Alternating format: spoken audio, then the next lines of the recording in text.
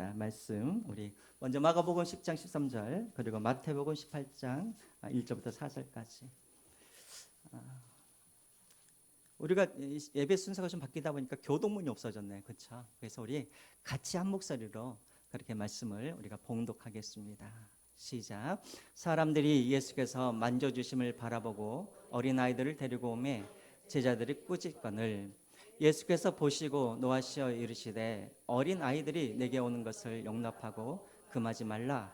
하나님의 나라가 이런 자의 것이니라.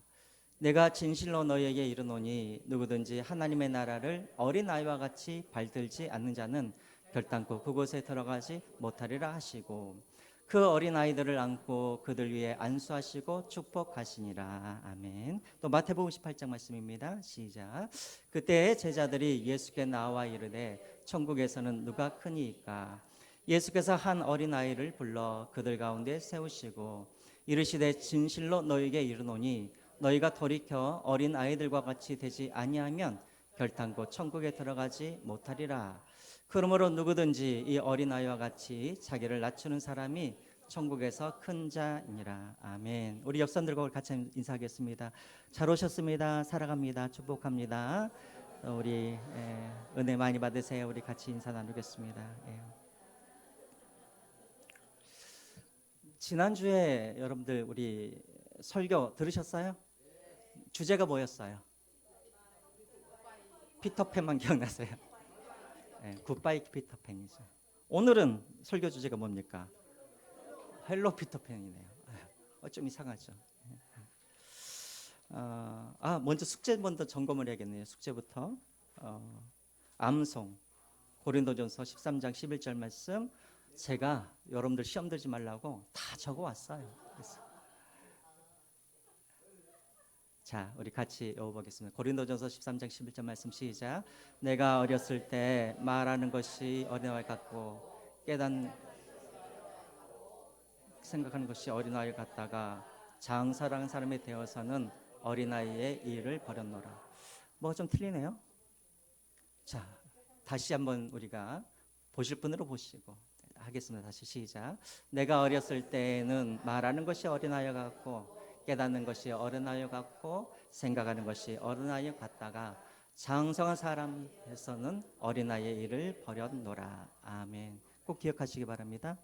다음 주에는 또 오늘 주보를 보시면은 다음 주에 외울 것 있습니다. 잘 보시고 확인하시고. 자, 지난주에는 굿바이 피터팬 우리 안에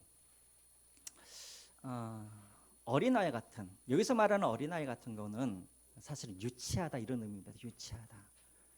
우리가 이제 장성했으면 어린아이 중에서도 유치한 부분들이 있잖아요. 그런 것들을 이제 우리가 버려야 한다.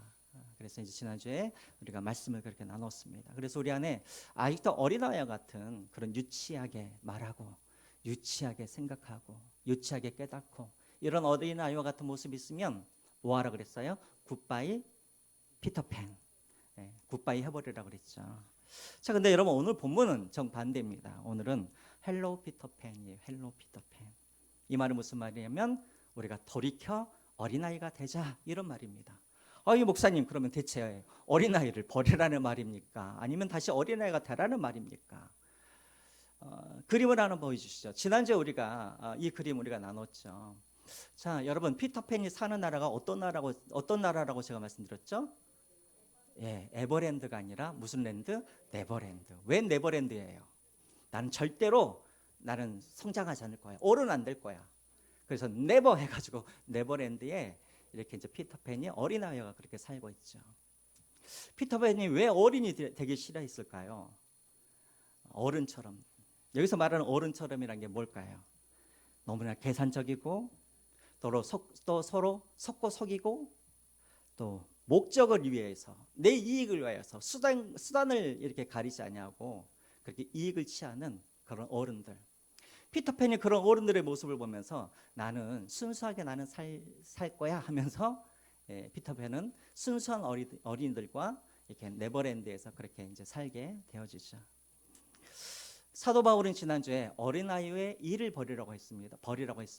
그러나 오늘 본문에 보면은 예수님께서 우리에게 뭐라 그러세요? 어린 아이와 같이 되라라고 말합니다. 여러분 사도 바울의 말을 따라야 될까요? 예수님의 말을 따라야 될까요? 예, 함정이죠.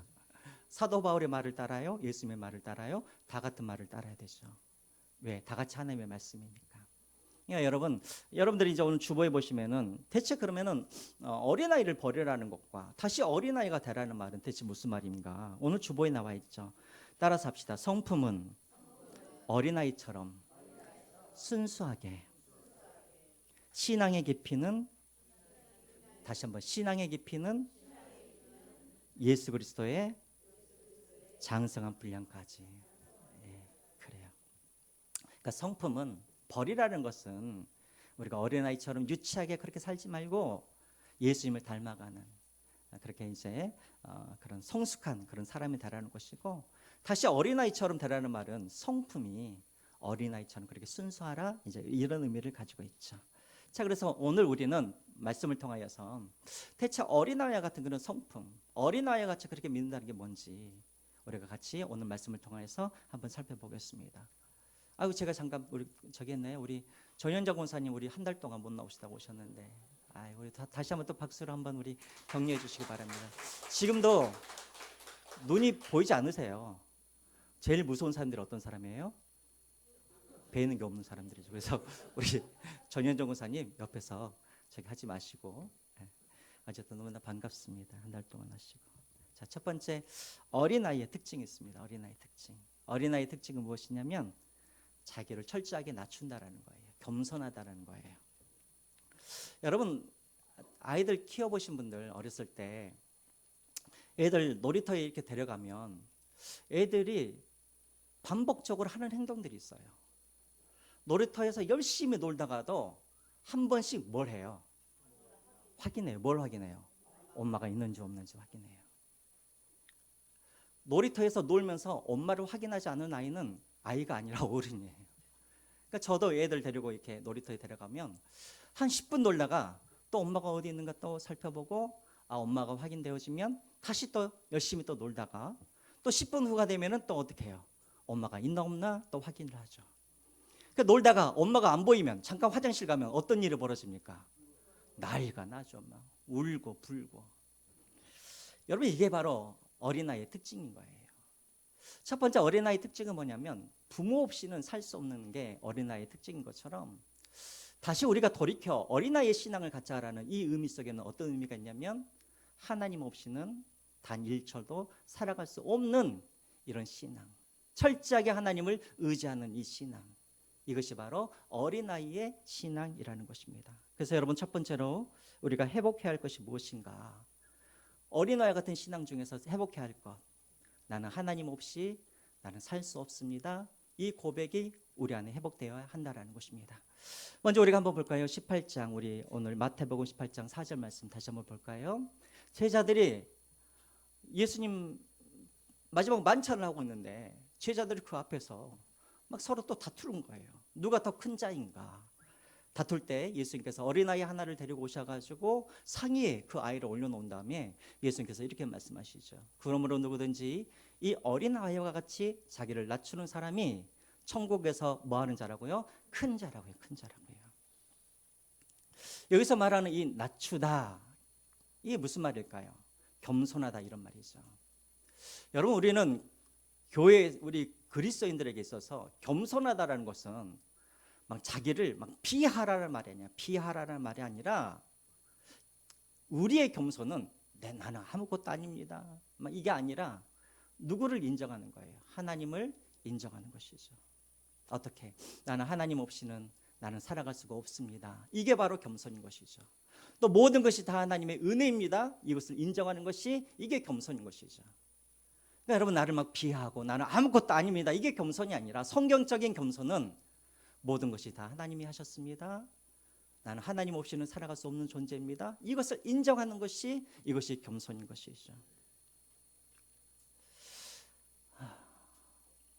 그래서 여러분, 어린아이 같은 신앙이라는 건 다른 것 아닙니다.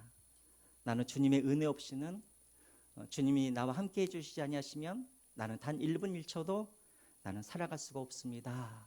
이 고백으로 늘 주님을 붙잡고 살아가는 것, 이게 바로 어린아이의 신앙인 것이죠. 제가 요즘에 좀 섭섭한 게 있어요. 요즘에 우리 애들과 이렇게 걸어 다니잖아요. 그 애들이 제 손을 요즘은 안 잡아줘요. 요즘은 손을 안 잡고 손에 뭐만 쥐고 다녀요? 핸드폰만 쥐고 다녀요. 어렸을 때 우리 애들 밖에만 나가잖아요. 그 애들이 항상 먼저 하는 일이 뭐냐면 아빠 손을 꽉 잡는 거예요. 잃어버릴까 봐. 뭐 남의 집을 가든지 또 뭐 놀이터를 가든지 마트를 가든지 애들이 항상 하는 일이 뭐냐면 아빠 손을 꼭 잡고 그렇게 다는 거예요. 근데 애들이 이제 다 컸다고 애들이 아빠 손을 놓기 시작했습니다. 제 기억으로는 중학교 때부터 제 손을 안 잡는 것 같아요. 요즘에 우리 애들이 이제 다 컸다고 이제 밥을 안 차려줘도 자기들이 이제 밥을 다 해 먹어요. 또 이제 애들이 돈을 안 줘도 막 자기들이 다 아르바이트를 해요. 그러니까 심지어는 아르바이트를 해가지고 자기 돈이라고 하면서 해외로 여행도 막 다녀요. 혼자서 막 겁도 없이. 이제 그것을 보면서 야, 애들이 다 컸구나라는 그런 생각이 들어집니다. 근데 여러분, 신앙생활은 이렇게 해서는 안 되는 거예요.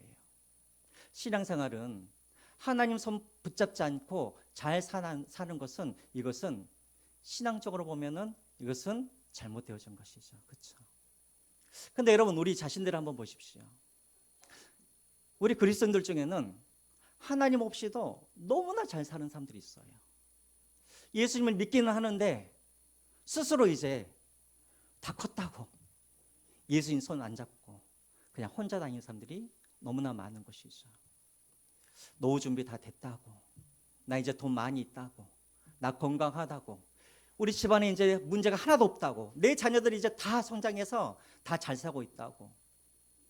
그래서 옛날에는 하나님 없이는 나는 살 수 없습니다라고 그렇게 하나님을 붙들었던 사람들이 이제 점점 하나님의 손을 놓기 시작하면서 자기 혼자 그렇게 살아가는 그런 그리스도인들이 너무나 많다라는 거예요. 여러분, 지난주 한 주간 한번 생각해 보세요. 기도도 하지 않았는데 너무나 잘 살고 있는 우리의 모습 혹시 있지 않습니까? 하나님의 말씀을 읽지도 않았는데 너무나 평안하게 잘 살고 있는 그런 분들 계시지 않습니까? 하나님께 예배도 안 드리고 하나님께 그런 생명과 능력과 은혜도 받지 않았는데 너무나 잘 살고 있다고 한다면 그것은 뭔가 잘못된 것이죠. 여러분, 이 세상에 누가 행복한 사람인가? 하나님의 은혜 없이는 살 수 없다고 하나님을 붙잡고 사는 사람들이 행복한 사람입니다. 누가 불행한 사람인가? 나는 하나님 없이도 나는 내 자녀들도 다 잘 됐고 나 이제 노후 준비 다 끝냈고 몸도 건강하고 또 나는 물질도 있고 그래서 하나님 없이 살아가는 사람들이 그런 사람들이 불행한 사람인 거예요. 이건 저의 말이 아니라 성경에 나와 있잖아요. 마태복음 5장에 보면은 심령이 가난한 자들은 뭐 하라고요? 복이 있나니 천국이 누구의 것이라고요? 그들의 것이라고요. 여기서 말하는 심령의 가난한 자들이 누구냐면 하나님 없이 나는 살 수 없습니다. 이런 사람들이 심령의 가난한 사람들이고 이런 사람들이 바로 어린아이 같은 그런 신앙을 갖고 있는 사람들인 것이죠. 왜 여러분 심령이 가난한 사람들이, 왜 어린아이 같은 사람들이 왜 복이 있습니까? 세상적으로 봤을 때 가진 것도 없고 쟁여놓은 것도 없고 건강하지도 않으면서도 하나님 없이는 살아갈 수 없는 그 사람이 왜 복된 사람인가? 왜 그럴까요? 그런 사람들은 누가 책임져 줘요? 하나님이 책임져 주니까. 그래서 복이 있는 거예요. 세상적으로는 돈도 많고 건강하고 아무 문제도 없고 그래서 하나님 손 놓고 나 혼자 살아가는 그 사람 왜 불행한 사람인가? 그 사람은 그 인생을 자기가 책임져야 하기 때문에 하나님이 그 사람을 책임져 주지 않기 때문에 그 사람은 불행한 사람인 것이죠. 그러므로 사랑하는 성도 여러분, 정확하게 기억하십시오. 하나님이 누구를 책임져 주시는가? 하나님 없이는 나는 절대로 살아갈 수 없다라고 이런 어린아이 같은 이 신앙을 갖고 있는 사람, 그런 사람들은 하나님이 책임져 줄 줄 믿습니다. 그럼 여러분, 나 혼자 살아가야지. 나 다 준비되어 있어. 이 사람은 하나님께서 책임져 주지 않으세요. 불행한 사람인 것이죠. 다시 한번 첫 번째 우리가 회복해야 할 어린아이의 신앙. 하나님 없이는 나는 살아갈 수가 없습니다. 그런 가난한 마음, 그리고 하나님께서 책임져 주시는 그런 인생, 그런 삶을 살아가시기를 주님의 이름으로 부탁드립니다. 두 번째로 어린아이 같은 그런 신앙은 어떤 신앙인가? 철저하게 하나님을 신뢰하는 사람들이죠. 철저하게 하나님을 신뢰하면 그 특징이 있습니다. 어떤 특징이 있냐면 걱정하지 않는다는 거. 걱정하지 않는다는 거예요. 우리 이도가 내려가 버렸네요. 1층으로. 여러분, 우리 이도 있잖아요. 강이도. 아세요? 여러분, 이도가 나 내일 내가 뭐 먹고 살아야 되지? 나 내일 무슨 옷이 있나? 내일 무슨 옷을 입고 살아야 되지? 또 이도가 나 이제 대학 준비해야 되는데 나 지금 이렇게 준비해야 되나? 여러분, 우리 이도는 고민을 할까요, 안 할까요? 염려하잖아요. 이도는 누구만 있으면 되는 거예요? 엄마만 있으면 되는 거예요. 엄마만 있으면 되는 거예요. 여러분, 이것이 두 번째 어린아이의 특징인 거예요. 아이들은 염려하지 않아요. 요즘 우리 이도를 우리 권사님이 보고 계시는데, 권사님, 이도가 막 걱정이 돼가지고 잠을 못 자고 막 불면증이 막 시달리고 자다가 깨고 그런 적 보신 적 있으세요? 없으세요? 그래요. 이도는 불면증이란 게 없어요. 엄마 옆에만 있으면 편안하게 그렇게 자는 거예요. 이게 바로 두 번째 어린아이의 신앙이란 말이에요. 여러분, 다윗 시편 131편 다윗을 한번 보시죠. 다윗은 왕이 된 이후에 다윗이 이렇게 고백합니다. 여호와여, 내 마음이 교만하지 아니하고 내 눈이 오만하지 아니하오며 내가 큰 일과 감당하지 못할 놀라운 일을 하려고 힘쓰지 아니하나이다. 이게 무슨 말이냐면 다윗이 왕이 됐잖아요. 여러분, 왕이 됐으면 걱정이 많겠어요? 안 많겠어요? 걱정이 많겠죠. 왕이 되면 무슨 걱정을 해야 돼요? 백성들을 잘 먹이고 잘 살게 하는 것이 왕의 일이잖아요. 또 적들이 쳐들어오기 전에 먼저 이렇게 성도 잘 쌓고 또 군대도 잘 준비하고, 그냥 왕이 잠을 잘 수가 없는 것이죠. 불면증에 걸려서. 다윗이 고백하는 거예요. 내가 내 나라를 잘 살게 하기 위하여서 내가 이 일을 할까? 저런 일을 할까? 이런 놀라운 일을 할까? 나는 거기에 힘쓰지 아니하겠다는 거예요. 아니, 왕이 힘쓰지 아니하면 그럼 누가 힘써요? 2절을 보시죠. 2절에 다윗이 뭐라고 고백하냐면 실로 내가 내 영혼으로 고요하고 평온하게 하기를 젖된 아이가 그의 어머니 품에 있음 같게 하였나니 내 영혼이 젖된 아이와 같도다 하면서 3절에 이렇게 고백합니다. 이스라엘아, 지금부터 영원까지 여호와를 뭐할지라 바랄지어다. 나는 내 백성들을 잘 먹고 잘 살게 하도록 위하여서 나는 고민하지 아니하고 나는 오직 누구를 바라보겠다고요? 여호와를 바라보겠다고요. 그러면서 자기는 뭐라고 고백하냐면 2절에 나는 엄마의 품에 있는 어린 젖된 아이처럼 나는 평온하게 살 것입니다 라고 그렇게 고백하고 있다는 거예요. 여러분, 이것이 바로 어린아이의 특징인 거예요. 여러분, 우리가 커간다라는 것은 또 어떤 것으로 알 수 있냐면 걱정이 많아지는 거예요. 걱정이 많아지는 거. 그렇죠? 여러분, 요즘에 걱정이 많으십니까?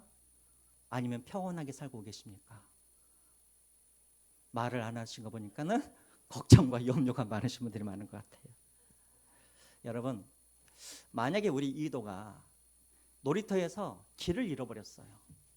그러면 이도가 지도를 찾을까요? 엄마를 찾을까요? 뭘 찾을까요? 지도를 찾을까요? 엄마를 찾겠죠. 이게 바로 어린아이란 말이에요. 우리는 어떻습니까? 우리도 살다 보면 인생의 길을 잃어버릴 때가 있죠. 그런데 우리는 뭘 찾냐면 먼저 지도부터 찾죠. 내가 잃어버린 길을 내가 찾아가리라. 그러니까 계속 길을 잃어버리는 거예요. 우리가 어린아이 같은 그런 신앙을 회복하라는 말은 무슨 말이냐면 지도를 찾지 말고 나의 부모이신 아버지인 하나님을 먼저 찾으라는 거예요. 그럼 그분이 내 길을 인도해 주실 거니까. 요즘에 우리 성도님들 걱정 많으실 거예요. 제가 알기로는 어떤 분은 이제 직장을 그만두신 분도 계시고 또 어떤 분들은 곧 있으면 또 직장을 그만두실 분도 계시고 아마 마음속에 내가 뭘 먹고 어떻게 내가 살까 걱정하는 분들이 계실 거예요. 또 우리 청년들은 막 집값이 막 치솟아 올라가지고 야, 내가 지금 결혼을 해야 되는데 내가 결혼을 할 수 있을까 걱정하는 청년들도 있을 거예요. 또 우리 중고등부 학생들은 아마도 요즘 AI 시대 때문에 막 직장이 없어진다 그러잖아요. 직업이. 야, 이런 AI 시대에 내가 어떤 직업을 내가 선택해야 되나, 무슨 과를 내가 선택해야 되나 걱정하는 친구들이 많이 있을 거예요. 그러나 여러분, 그렇다고 해서 여러분들이 지도를 찾지 마시고 누구를 찾아라? 여호와 하나님을 찾아라. 그러면 하나님께서 여러분들의 길을 인도해 주실 줄 믿습니다. 이것이 바로 어린아이의 신앙을 회복한다는 거예요. 그러면 여러분 마태복음 우리 6장 31절부터 34절까지 우리 한번 보겠습니다. 우리 같이 한번 우리 읽겠습니다. 시작. 그러므로 염려하여 이르기를 무엇을 먹을까 무엇을 마실까 무엇을 입을까 하지 말라. 32절. 이는 다 이방인들이 구하는 것이라. 너희 하늘 아버지께서 이 모든 것이 너희가 있어야 할 줄을 아시느니라.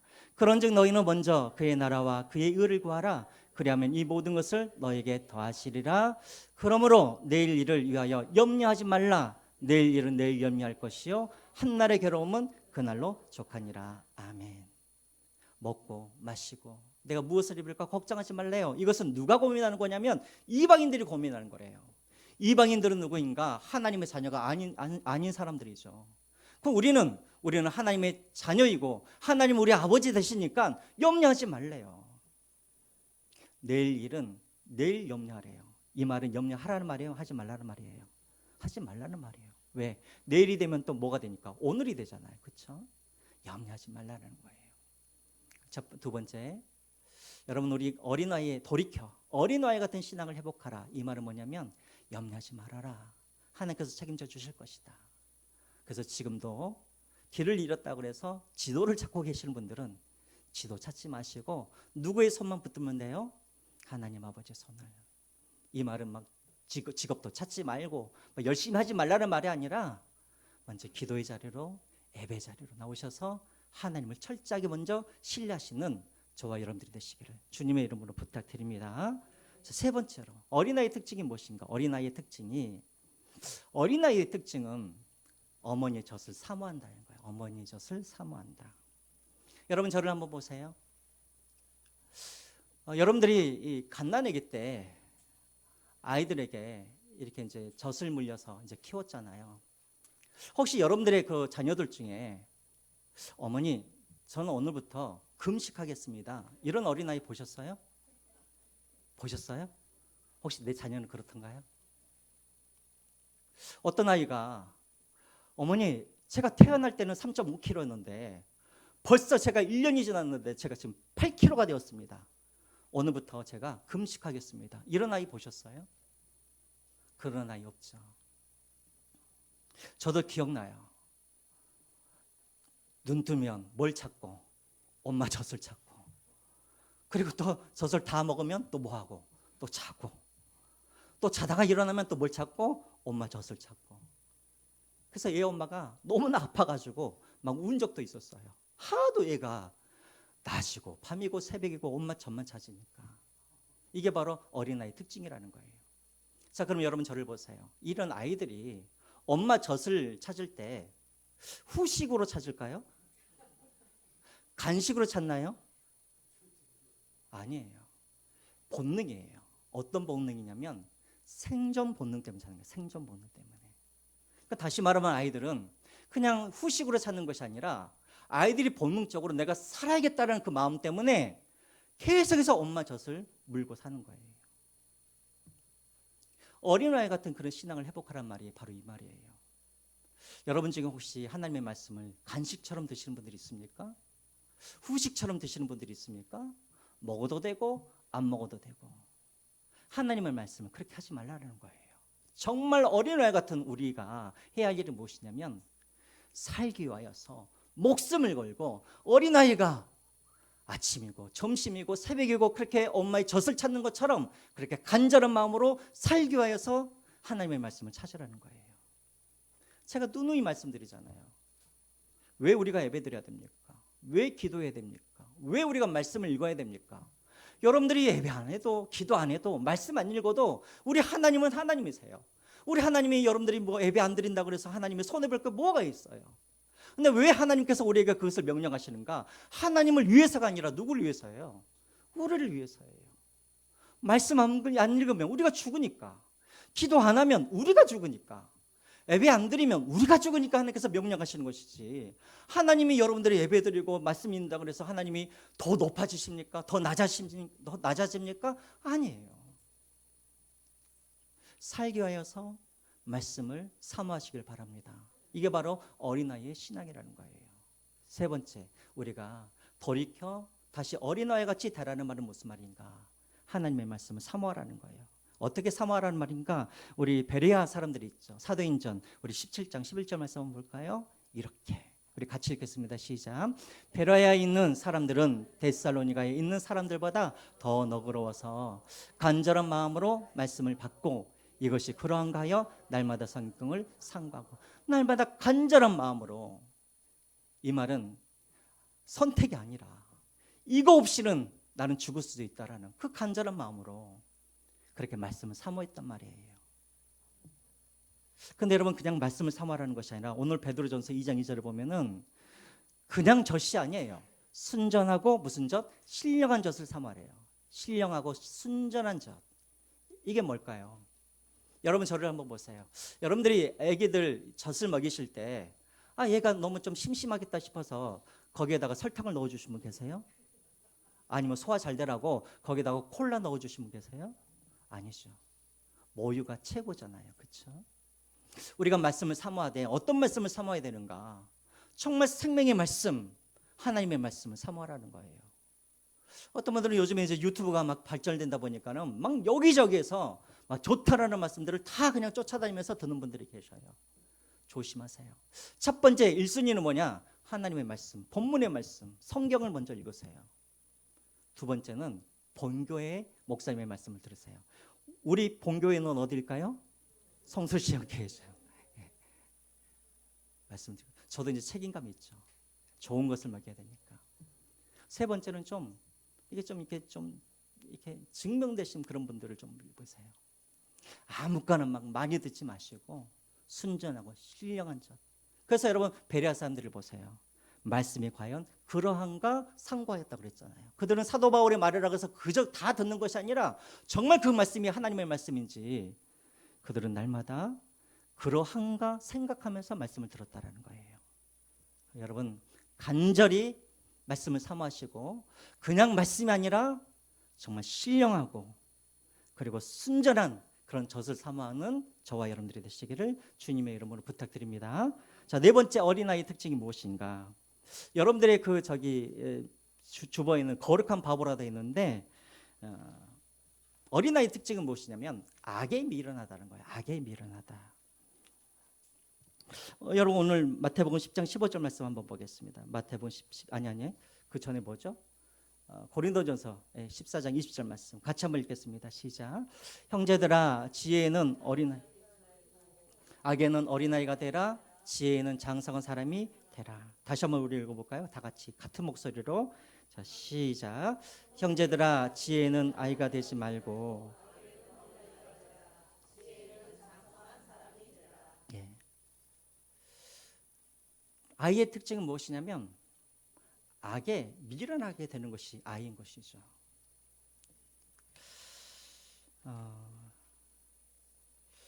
여러분, 우리 이도가 있잖아요. 이도가 사탕 하나를 더 먹기 위해서 막 계획하고 막 모략을 이렇게 막 짜내고 막 이렇게 합니까? 아이들은 계산할 줄 몰라요. 아이들은 계산할 줄 몰라요. 이게 어린아이의 특징인 거예요. 어른들은요, 내가 무엇인가를 얻기 위해서 뭘 합니까? 막 계획하고 어떻게 하면 저 사람이 갖고 있는 것을 내가 빼앗을 것인가? 막 교묘하게 내가 막 이렇게 악을 꾸미고, 이게 바로 세상의 어른들의 그런 특징인 것이죠. 그 대표적인 사람이 누가 있냐면 다윗입니다. 다윗이 순수한 그런 마음을 갖고 있었을 때 다윗은 어떠했습니까? 사울이 다윗을 그렇게 죽이려고 다윗에게 창을 던졌음에도 불구하고 다윗은 한 번도 사울을 향하여서 저 사울을 내가 죽이겠다 계획한 적도 없고 사울을 향하여서 창을 던져본 적도 없는 것이죠. 다윗은 계속해서 그런 도망만 그렇게 다니는 거예요. 심지어 다윗은 사울을 2번이나 죽일 기회가 있었잖아요. 그럴 때도 다윗은 어떻게 합니까? 하나님의 말씀을 기억하고 그것이 기회임에도 불구하고 그 사울을 죽이면 내가 어떤 이익이 있을지 잘 알고 있음에도 불구하고 그는 하나님의 말씀을 기억하고 어떻게 합니까? 사울을 그냥 살려주죠. 사람들이 옆에서 그랬을 거예요. 아우, 저 바보 같은 사람이라고. 이미 기름 부음도 받았고 자기도. 그럼 그냥 죽여서 빨리 그냥 왕이 되면 될 텐데. 아마 주변에 있는 사람들이 바보라 그랬을 거예요. 처음에 다윗도 이렇게 어린아이 같은 그런 마음을 갖고 있었어요. 그런데 이 다윗도 시간이 지나다 보니까는 어린이 되기 시작하네요. 어린이 되니까 다윗도 뭐 하기 시작하냐면 수를 쓰기 시작해요. 모략을 꾸미기 시작해요. 악을 도모해요. 그 대표적인 사건이 어떤 사건입니까?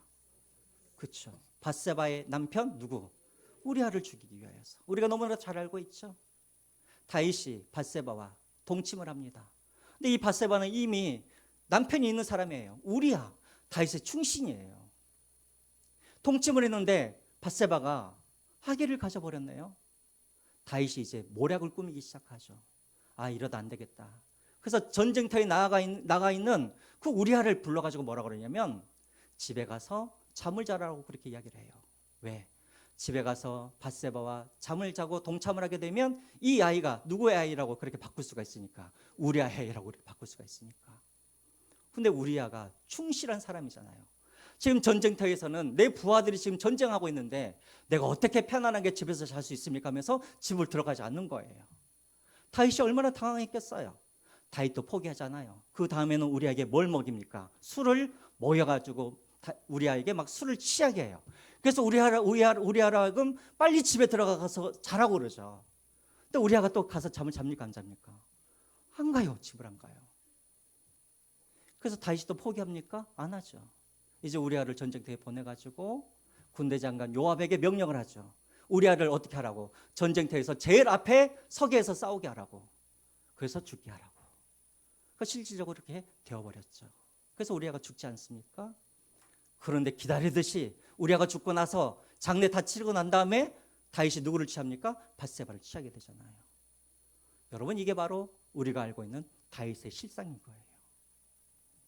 어른이 된 거예요. 어른이 된 거예요. 여러분, 돌이켜 어린아이가 되라는 말은 무슨 말입니까? 악의 어린아이가 되란 말이에요. 악의 어린아이.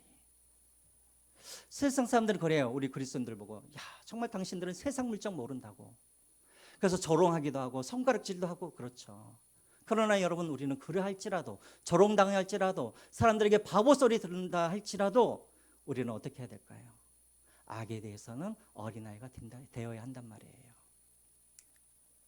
아마 여러분 중에는 누군가가 나를 괴롭히고 나에게 조롱하고 또 어떤 사람이 나에게 손해를 입혀서 내가 기회만 되면 내가 복수하리라, 이런 분들이 혹 있을지도 모르겠어요. 여러분, 그것을 내려놓으세요. 악에 대해서 어린아이가 되십시오. 그래서 여러분, 날마다 악의 모양도 취하지 마시고 거룩한 바보가 돼서 사람들이 바보라고 할지라도 하나님 앞에서는 순전한 그런 믿음으로 악을 멀리하시고 계획하지도 마시고 생각하지도 마시고 어린아이처럼 순전하게 하나님을 바라보는 저와 여러분들이 되시기를 주님의 이름으로 부탁드립니다. 마지막입니다. 마지막. 어린아이 특징이 무엇인가? 거기에 뭐라고 써져 있어요? 이해에 앞선 믿음입니다. 이해에 앞선 믿음. 저를 한번 보시죠. 여러분, 어린아이가 태어나면 우리 이도 한번 또 예를 들어보죠. 이도가 태어나자마자 아빠 직업이 뭐예요? 또 아빠는 학교 어디 나오셨어요? 아빠는 올 수입이 얼마나 되세요? 이도가 이것을 아빠에 대한 정보를 다 알고 이 정도면 우리 아빠 신뢰할 만하겠네 하면서 아빠 그러겠어요? 아니면 태어나자마자 이런 것 뭐 없이 아빠에 대한 정보 없이 그냥 아빠 그럽니까? 뭐가 먼저예요? 이해가 먼저예요? 아니면 신뢰가 먼저예요?